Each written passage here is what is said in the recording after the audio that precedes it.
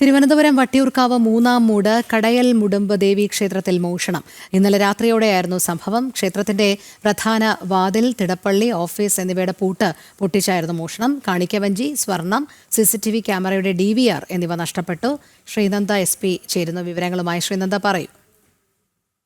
രോഹിണി, തിരുവനന്തപുരം വട്ടിയൂർക്കാവ് ക്ഷേത്രത്തിലാണ്, മൂന്നാം മൂട് കടക്കൽ മുടമ്പ് ക്ഷേത്രത്തിലാണ് മോഷണം നടന്നിരിക്കുന്നത്. ഇന്നലെ രാത്രി 11 മണിയോടുകൂടിയാണ് മോഷണം നടന്നതായി പറയപ്പെടുന്നത്. അമ്പലത്തിന്റെ ശ്രീകോവിൽ കുത്തിത്തുറന്ന ശേഷം മോഷ്ടാവ് അവിടെയുള്ള ഓഫീസും അതുപോലെ തന്നെ തിടപ്പള്ളി പൂട്ടെല്ലാം പൊട്ടിച്ചതിന് ശേഷമാണ് ഈ മോഷണം നടത്തിയിരിക്കുന്നത്. CCTV ക്യാമറ, DVR, കാണിക്കവഞ്ചി, സ്വർണം, ശ്രീകോവിലിനുള്ളില് ദേവിക്ക് ചാർത്താൻ വെച്ചിരുന്ന സ്വർണ്ണമാലയെല്ലാം കവർന്നിരിക്കുകയാണ് ഇപ്പോൾ നമുക്ക് ലഭ്യമാകുന്ന വിവരം എന്ന് പറയുന്നത്. വട്ടിയൂർക്കാവ് പോലീസ് കേസെടുത്ത് അന്വേഷണം ആരംഭിച്ചിട്ടുണ്ട്.